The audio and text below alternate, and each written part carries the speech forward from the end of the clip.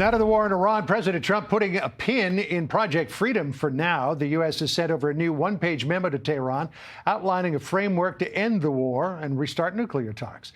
Let's bring in Brent Sadler, retired U.S. Navy captain and former Pentagon official. So according to Axios, this is the outlines of a memorandum of understanding.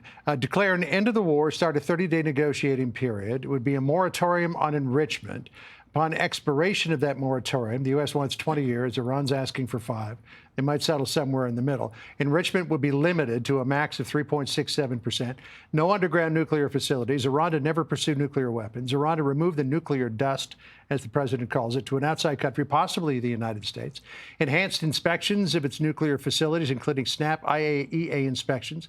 Free passage through the Strait of Hormuz, and the U.S. to gradually lift sanctions. I mean, it all sounds good, but do they know who to talk to about this? Well, that's one part of this. The other part is, will the Iranians basically change their colors and actually start to be a party you can trust on this? Now, the timelines are pretty far out. 47 years of history would suggest no. So trust but verify, and that verification part is going to be the failure or the success of these new proposals if they're accepted. The timing of this is also very interesting because you've got the Iranian foreign minister who's in Beijing right now when the pause was put on Project Freedom on the opening up shipping routes at the same time. And you've got the president heading to Beijing next week as well to meet with Xi Jinping. So a lot going on when it comes to China. Esmail Hamane is a spokesman for the Ministry of Foreign Affairs in Iran. He said this: the U.S. proposal is still being considered by Iran, and after summarizing its points of view, Iran will convey its views to the Pakistani side, which is acting as a mediator. I mean, seems like a positive statement, but 47 years of history would indicate it means nothing. No, one of the things clearly the Iranians have wanted to do since the beginning of this conflict is to run the clock.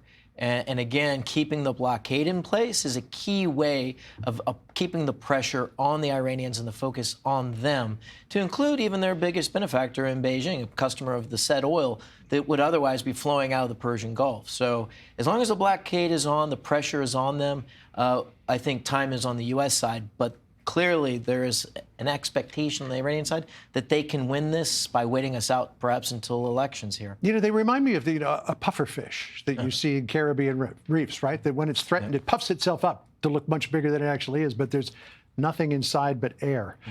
President Trump said that there's going to be consequences for Iran if it doesn't accept this deal. Here's what he put on Truth Social. If they don't agree, the bombing starts, and it will be, sadly, at a much higher level and intensity than it was before.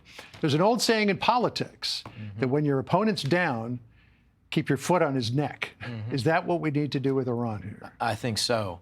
And clearly, there's going to be a need to demonstrate American power. We did that briefly with the Project Freedom, clearly opening. And even though the Iranians tried to attack the shipping and U.S. Navy, they were ineffective and they missed their shots completely. So we might need another reminder. I think if this current exchange, diplomatic notes, fails, the folks in Tehran should be put on notice very quickly that the pain may be coming. The people who were driving those fast boats that were trying to attack American ships certainly learned what happens very quickly when you attack a U.S. Navy vessel. Absolutely. All right. Good to see you, Brent. Thanks so much. Appreciate it.